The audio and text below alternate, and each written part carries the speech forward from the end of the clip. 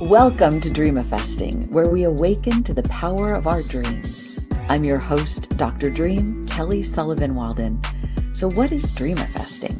It's the fusion of manifesting and spirituality, taking inspired action toward your desires fueled by dreams. It's also the title of my new book. After writing it, I realized I had a lot more to say. That's why in every episode, we explore the intersection of sleep and awake, spirit and science, and yes, the holy and the guacamole. So grab your journal, light a candle, and get ready to Dreamifest, because as you are lifted, all are lifted. I am so grateful and honored that you're all here at Mystic Journey Live.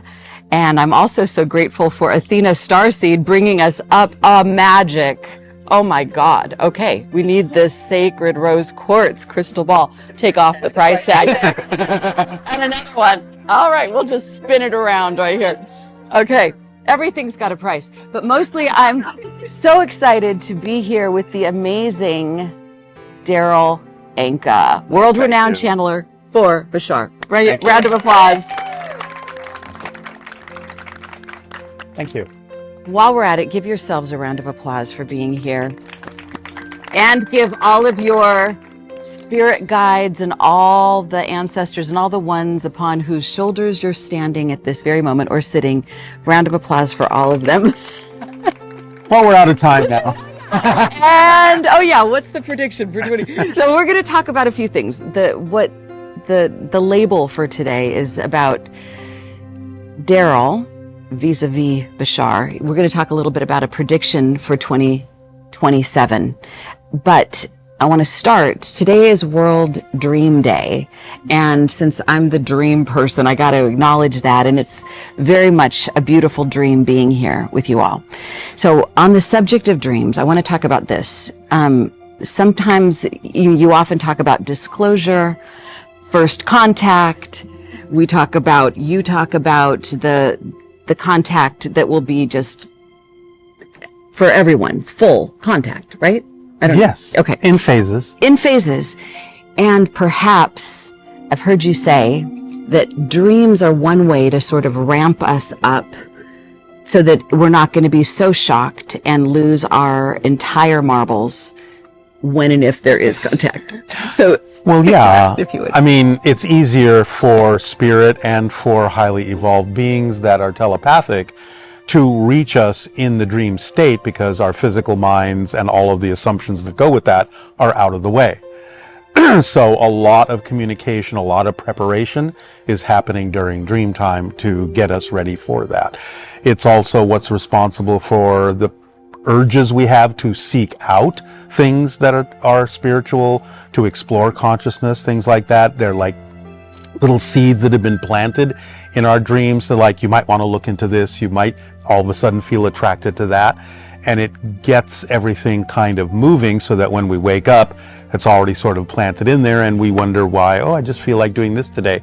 Or synchronistically, you stop into a store like this and you start finding a book and you start reading things and it starts opening stuff up, or you find literally the exact line that you were needing to hear in a book. I get that all the time. I always get things like, you need to go to the bookstore.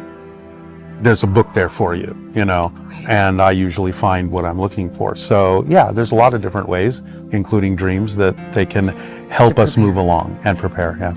Has anybody here had what I would call a high vibe dream, like a dream where you were flying, hanging out with Jesus or Buddha or Darryl or Bashar?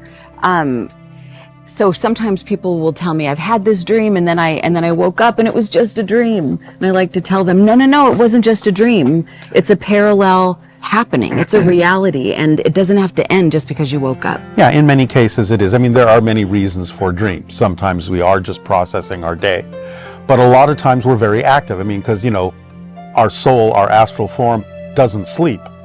So we're very busy at night because just the body needs to recharge, right, and reconnect. One of the reasons being that this physical reality is not solid, is not real. We are creating it. We're generating it with our consciousness. And so we need to connect at night. It's kind of like recharging your battery, so in the morning we can keep this going. That's why they've sort of discovered that, of all the things that we need, like water and food and so on and so forth, number 3 on the line is actually not, besides air and water, some people would think food would be next. Sleep is next. Yes. Because you have to make that connection and you have to dream. You have to get into that state. You have to reconnect with your spirit.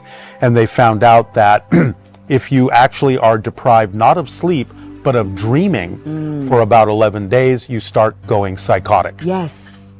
If you dream but are deprived of sleep, most of the time, you'll be tired, but you'll be fine. Exactly. So it's making that connection that's important for us to keep us generating what we need to generate to keep manifesting this physical projection from our consciousness. Very good. How many of you all pay attention to your dreams? Just show of hands. Oh, good, of course. Okay. No one. Keep doing.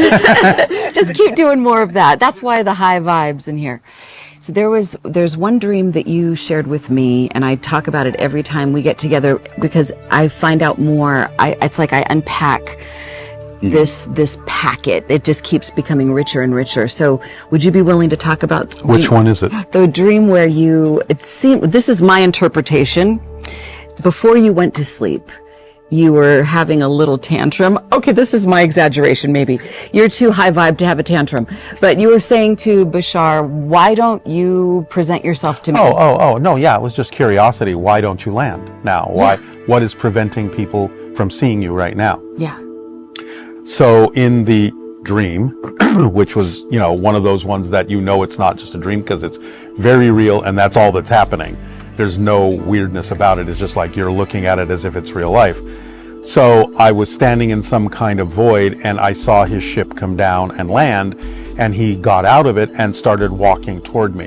And when he was about 20 feet away, I completely lost my identity and saw my body through his eyes.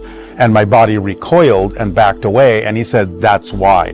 Our vibration is so much more overwhelming that I would actually take over your sense of identity. You're not at a place yet where you can match us, and we don't want to do that to you, because they operate on such a high frequency, most of the extraterrestrial species, that it's akin to being presented with a spirit. And when our physical vibration encounters a vibration that we read as spirit, suddenly our physical mind thinks, I'm about to die. And we go into survival mode. We go into panic mode, fight or flight. And so he said, you have to really get over the whole idea of your fear of death completely and elevate your vibration and meet us halfway so that you don't react as if you're going to be annihilated in our presence. And that's one of the reasons we remain at arm's length until you speed up your vibration and sort of meet us a little bit more halfway. Ooh. We'll let this. There he is now. Yeah, there we go. Hi. We've got space for you. There's so much room for you.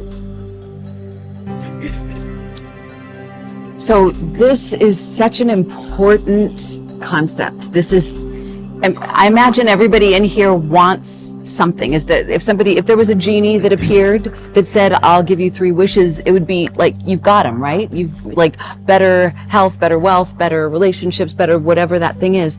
Well, what if it's waiting for you? What if what you're wanting is wanting you, but you're not ready for it, because it would be cruel to come to you and it would hurt you. It would annihilate you. So the ball is in our court. Yeah, and I think the thing we have to also really remember that's really foundational, we have from spirit before the incarnation laid out our life path and all the challenges on it. You can control how you meet it, when you meet it, how fast, how slow, how expansive, how compact, who you affect, how many, how little, how few. All of that is under the control of your free will as a physical being. But your soul has the free will to decide, this is the path I want to walk. This is the hallway I'm going to walk down. The personality, the person you are, is the path. You can't be off yourself.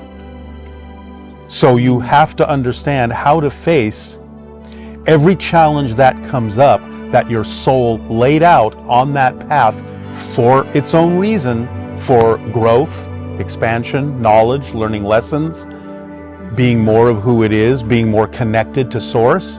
All those challenges are for that reason. And if you face them, as Bashar recently said, every challenge with calmness, confidence, curiosity, and creativity, you will always extract the lesson. It will always benefit you, and you'll always be able to grow and move forward in that way. But those things on our path are inevitable. You will face those challenges, so you might as well face them with positive energy, and they will serve you if you do.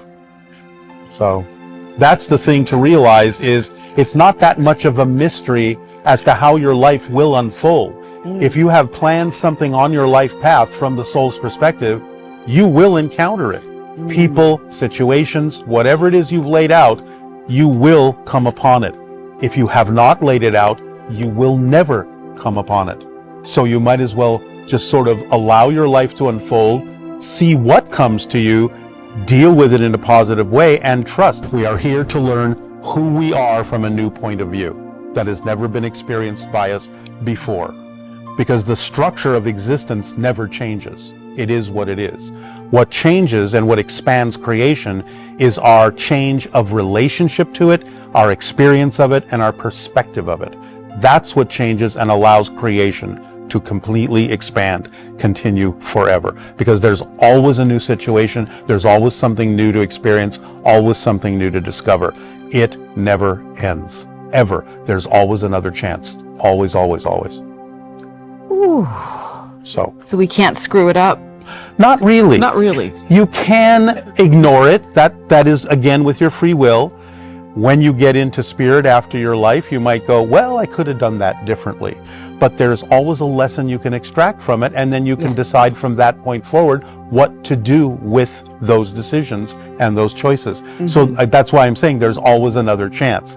So in that sense, nothing is ever wasted. Even if you decide, I'm just going to sit here, I'm not going to do anything, I'm going to ignore every single sign, and I'm just going to have a miserable time. Well, okay, then when you get to spirit, you go, okay, yeah, I could have done it differently, but I can still learn something from that, and I can still use it to move forward.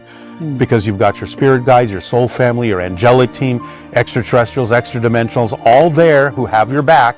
Every single one of you has a spirit team, sometimes literally composed of hundreds of individuals who have your back and are going to consult with you and confer with you and say, what do you want to do next? It's up to you. We'll help you with that. We'll explain everything to you. We'll give you all the options, but you have the absolute infinite free will as a soul to decide what to do next. So we're going to assume that since you're all here, this is what you decided to do next. And you can't get around that. You chose to be here. So that's number one. Remember, you chose to be here for your own reasons. So by staying in a positive state, you will usually figure out what those reasons are. So to stay in a positive state, hello. So we have to just talk about the formula for a moment, and we will get to the 2027 prediction, I promise. But it feels like there's, if I was going to just get very simple about it, to live my best version of my best life, there's something in the doing whatever I can to raise my vibration, to alchemize the difficult things, and to look for those opportunities, those people, places, circumstances that do feed my soul, and do that and do the work that enriches my soul and that keeps me in that positive state. And then your formula kind of Bashar's formula is expressly for that purpose. He's saying, look, it's not that complicated. It's like I'm giving you an instruction manual for how your reality works. There are 5 steps to it, just 5. And if you follow them as precisely as possible, everything will work out to your advantage. And it's literally like being handed an instruction manual to operate a piece of machinery. If you follow the instructions, the machine will operate as advertised to your advantage. If you don't follow the instructions, maybe the machine will work. You might injure yourself. It might not work as efficiently as it could. But if you follow the instructions precisely, it will work. Take it as far as you can until you can take it no further, until the passion or excitement wanes. But you have to make sure you're not the one making the excitement go away because you have a fear-based belief. It has to wane naturally. And that is synchronicity saying, okay, you've taken it this far, now you need to focus over here with something else that excites you more than that you have the ability to do something about. It's guiding you kind of like a red light and a green light in traffic. It's like green light, you can act on this now. Red light, this may be representative of your passion, but there's nothing you can do about it now. So don't bang your head into the wall. Just look for the next thing you are capable of doing something about and act on that, because all excitement is connected. You just follow that thread. Sometimes you have to go over here to learn what you need to learn to come back to this one and do it better. So that's step 2. Take it as far as you can till you can take it no further. Look for the next thing that contains more excitement, more passion than anything else. Even simple things, everyday things, do that next as best as you can. The third step, this is one that's usually most challenging for us. Not for me. No, I got this one down. This is so easy. Okay. It's so easy. Oh, You act on your passion with absolutely zero insistence or assumption as to what the outcome is supposed to be. Zero. The reason for that is, the truth is, you have no idea what the ideal outcome actually is. You may think you do, you don't. That's the truth, and that's the truth we have to face. It's the soul that knows, not the physical mind. So you have to trust the guidance of the soul. Get back to that in a minute. So third step, no insistence, no assumption as to what the outcome should look like. Fourth step, stay in a positive state, approaching every challenge, which we already covered.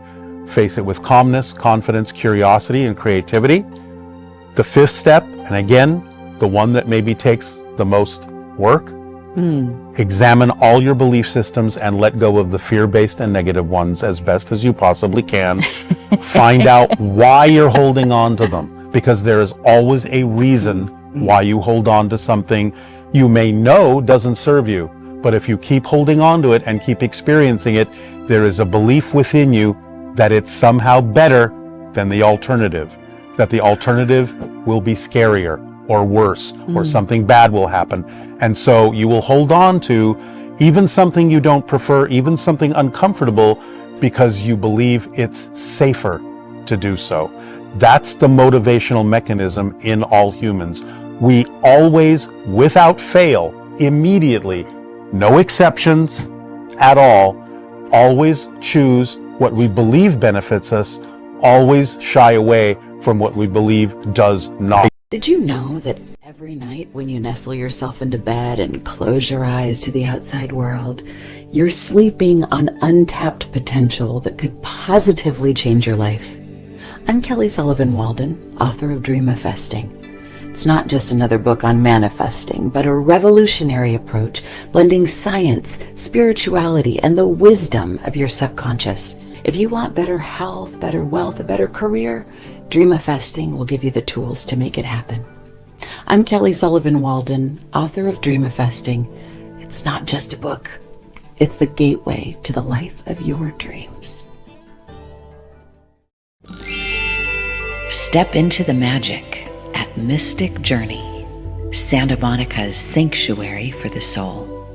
From crystals to consciousness, books to tarot readings, more than a bookstore or gem store gallery, it's where spirit meets experience.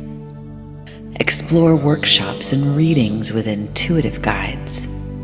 Visit us on Main Street in the heart and soul of Santa Monica, California, or online at mysticjourneyla.com. Your journey begins here.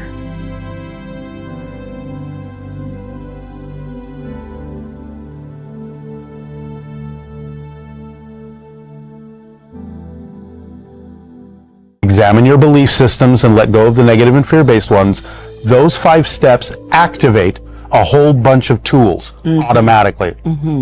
Your life becomes the driving engine. You get so excited about doing what you're passionate about.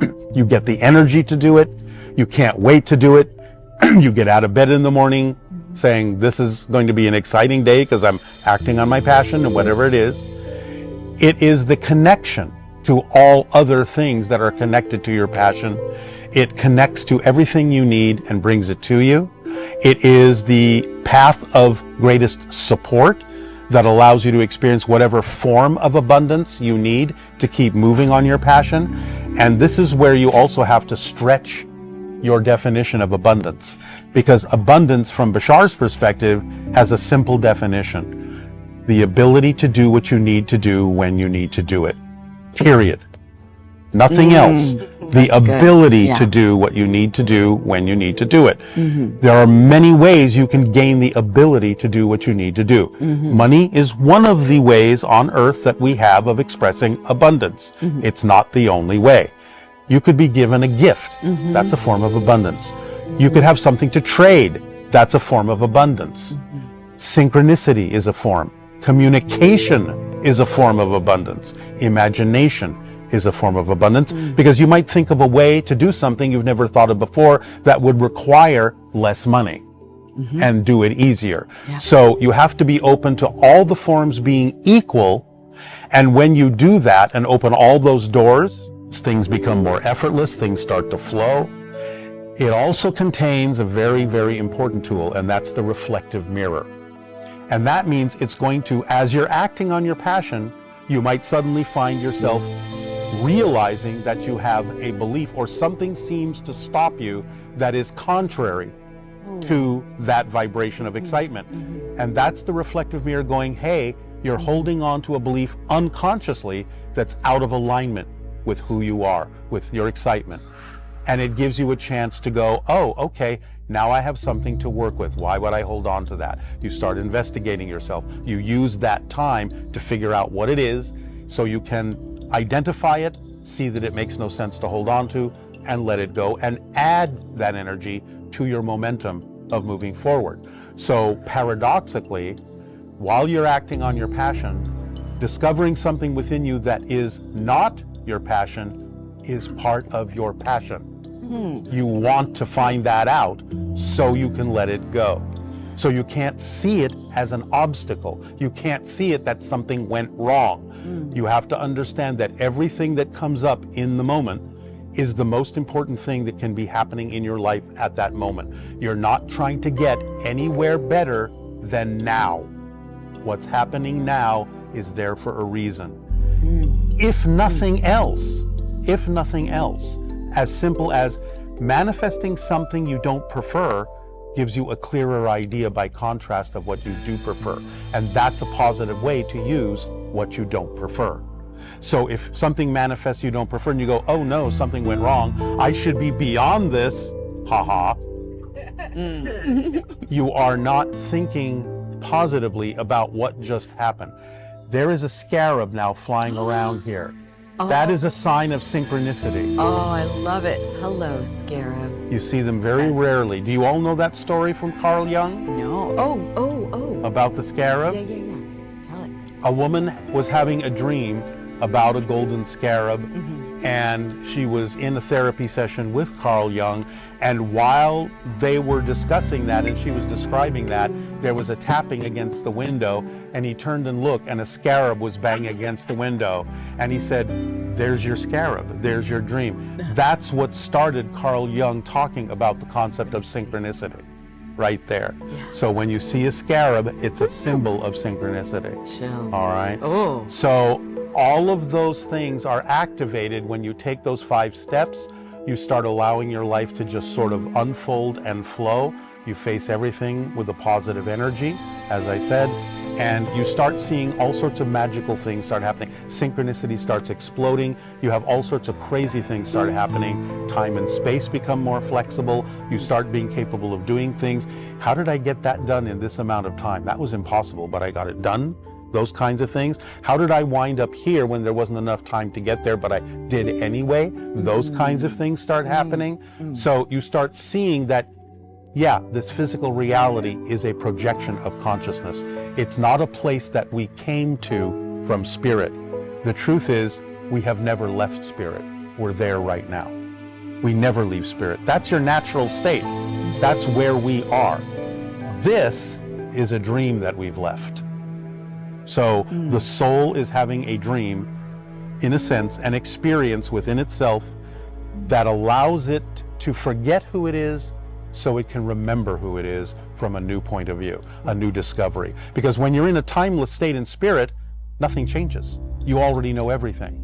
So the only way that, again, creation can expand is for the soul to develop a new relationship with it, a new perspective of it, and discover something new about itself, so that creation takes that and expands and expands and expands. That's what physical reality is for. Physical reality is the mechanism, is the machine by which creation can expand by forgetting itself and then rediscovering itself. That's why physical reality exists. Okay. Wow. All right. Before, I mean, there's so many things I want to ask you about, but we have to talk about 2027 and anything. I mean, I just imagine we do everything that you just said and we'll create an amazing next couple of years. But Yeah. Bashar had a channeling recently about the 2027 prediction. Yeah. So did you all hear that? Yeah, so there's, oh yeah, I know it's hard to hear. The prediction is for 2027. that in 2027, we will start having open contact with extraterrestrials. Now that may seem soon, but he's saying basically the reason that that seems so sudden is most of the population doesn't realize that a lot of extraterrestrials have already been working with us behind the scenes for decades and decades and decades to get to that point. So it is now time for that information to come out. So the thing to understand is, yes, it's a prediction, but it's more than that. Because when people start focusing on that idea, they bring it about. In a sense, it's a movement. It's something that gets you focused on that out of all of the different probabilities that can happen, of the different versions of Earth you can experience, focusing on the idea that 2027 is the year in which open contact can occur is something that our collective momentum can actually navigate us toward. It's not just the idea of a prediction, it's a participation in bringing that about by saying that. But it has to be that the energy is moving in that direction. And I think recently, we can see with all the things that are going on with things like congressional hearings about UFOs, whistleblowers coming out more and more and more that have been in the trenches with all the secret information, all the disclosure stuff, talking about it now more and more publicly, with the Pentagon finally admitting that UFOs are real and actually releasing videos of jet camera pictures of UFOs and all this. You can start to see a progression happening where people are starting to realize there's not a lot of time left, and the people that have been to some degree keeping this secret are also realizing we need to get our ducks in a row, because this is about to happen and we don't want to be left in the lurch when this comes out. So the introduction will be made, it will be made officially, and it will build up to that. So things like more UFO sightings through 25 and 26, to the point where it's possible there will be an absolutely incontrovertible UFO sighting that will be captured on camera, on the news, where people will have to go, okay, that's real. And now what's next? So there are steps, there are phases. Even after open contact, there will still be phases going on about how ETs are introduced to us in a way we can handle. That doesn't mean everyone will be capable of handling it. There will be a lot of reactions, absolutely. Some withdrawal, some acceptance, and everything in between. But the idea in general is the first phase of it is to understand that hybrid extraterrestrials have been among us for years, helping us quietly in the background. We cannot necessarily recognize them because they look enough like us that we wouldn't necessarily think they're not human. But they have been among us. Open contact, one of the first things supposedly that will happen is they will be revealed. This is who they are. This is where they are. This is what they've been doing. Now you can go talk to them. Now they can help you in public. The second phase, as far as I understand, might be something like the Pleiadians, who again are similar to us, close enough to us that we won't freak out. And then over time, the introduction of other extraterrestrial species that are probably less and less and less like us, so that we get time to absorb all this, get used to it. This is what has been called by several psychics the 3-decade reset of humanity from 2020 to 2050. It's an evolutionary transition where we are now able to be exposed to higher frequency beings that can help move humanity forward in a more accelerated way. Now, I don't want to leave it with the idea that it is only government and military humans that have been keeping this a secret. The extraterrestrials have been saying it's not time yet. So they have also been regulating that schedule about when things are exposed. Are any of you familiar with the show Skinwalker Ranch? Have you been watching that and what they've been discovering and scientifically investigating on that show? There's so many weird phenomena that happen on Skinwalker Ranch in Utah. There is a portal there they've discovered and actually had the ability to show it on camera with LiDAR. There is something buried in the mesa that they're trying to dig out that some psychics have said is an actual ship, an extraterrestrial ship that's been there for a long, long time. They have found pieces of it. They have analyzed these pieces. They are astonished by what they have found these pieces are all about. They actually have discovered that some of them are room temperature superconductors that they have under electron microscopes seen when they bombard it with the electron beam, seen holes open up in it, and they shut the beam off and the material heals itself again. It is destroyed several drill bits by being super hard. Wow. And just chews these drill bits up that are made out of this incredibly strong material, but it's like nothing to this stuff. So the thing that's interesting about this show is season by season by season by season, they've been getting closer and closer and closer to figuring this out with all these weird anomalies that happen, but they've also been stymied. They've only been allowed to go so far. At certain points, all of their electronic equipment shuts down and they can't do anything else. All of their mechanical equipment shuts down and they can't do anything else. Yeah. But the thing about it is in watching the 6 seasons that have happened, you can start to see a pattern. Somebody somehow is regulating just exactly how much is coming out, how much information is coming out of this show. And from what I can tell, it looks like by the time they finally actually identify what's inside the mesa, it'll be exactly 2027.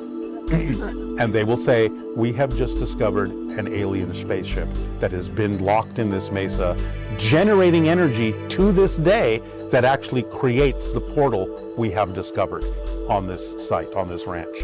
So there is definitely some pacing to this that is deliberate. So if you have a chance, I would highly recommend that you watch The Secret of Skinwalker Ranch. Try to find it from season 1 if you can. You can go through it very quickly to the high points and see what they've discovered. But you will see a definite progression of information coming out with scientific verification that these things are real, and you can see it build up to the point where it's pretty inevitable that we're going to have a revelation on this show within another year or two. Wow. Okay. So I can feel the questions buzzing in this room, in this space, and we're going to have a part 2 in just a few minutes. So we're going to wrap this episode up in a nice little bow. I first want everyone to know to go to bashar.org to get all manner of transmissions, and there's the Bashar TV that you can get there. There's also an incredible documentary that I got to see for the second time last night, First Contact. Oh, thank you. Yeah, and it's wonderful. So anyone here has questions about, well, who are you and how did you first come to do this and what is channeling, and it's all in the documentary. It's all in the documentary, and it's so well done, and you've got such a blend of the every single question you could possibly have that would lead you sort of up to now. It's there. Not that we're not going to still ask questions, because I like the way you answer questions. All the same questions. I never ask you different questions. They're always the same, but you always answer them differently. So bashar.org. Also, Darryl, one of the things he's doing is he's got these escape rooms. This is like, what? Wait, what? Isn't that enough to just channel Bashar and do all of this stuff? Like, I have wait to a second. follow my passion too. Yes.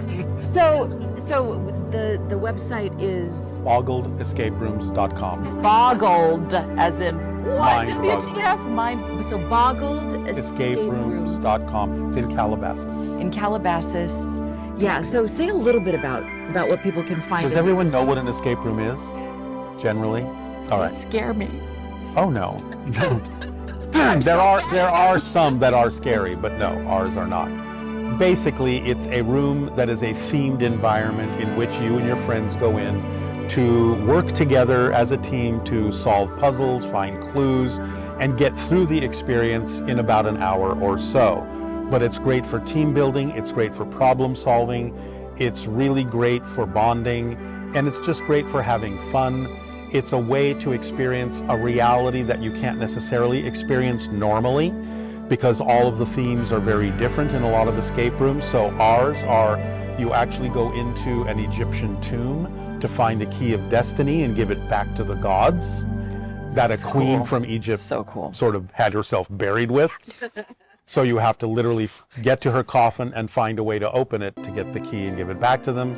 We have another one called Paradox, where you actually have to find a way to stop an AI from ruling the world and shut it down. Timely, very timely. Yeah. We have another one that's a single room called Monkey Shines, which is for children 6 to 10, or for people that have never done an escape room and want something simple. That works for them too. We are now almost done with our 4th game, which is called The Ghost of Blackstone Manor, where you have to use magic spells to remove a curse that has trapped a spirit in an old Victorian house. Oh my God. That will be open before Halloween, ideally. And then we will next year start on our 5th adventure, which is called Steampunk City, where you go into a steampunk power station that has been sabotaged and destroyed and have to rebuild all of the pipings and the valves and everything to bring the steam back up so that the city lights can come back on in time. Oh my Lord, if you were only creative. Wow. I know. I'm really, really slacking off. And you can find out everything, bashar.org and then boggledescaperooms.com. boggledescaperooms.com. Okay, and we are here at mysticjourneyla.com. And thank you. Okay, yes. mysticjourneyla.com. And a big round of applause for all of you for co-creating episode 1. And a bigger round of applause for Mr. Darryl Anka. We'll be back with your questions in just a moment. I'm Dr. Dream, Kelly Sullivan Walden. You can find out all about my stuff at dreamifesting.com, and to be continued. Mwah! Sweet dreams. Happy World Dream Day. Thanks for tuning in to Dreamifesting. If your inner light is shining a bit brighter, share the glow. Like, subscribe, and spread the word. Until next time, remember, the more you pay attention to your dreams, the better you live. The better you live, the more you lift us all. So keep dreaming, keep believing, and keep dreamifesting.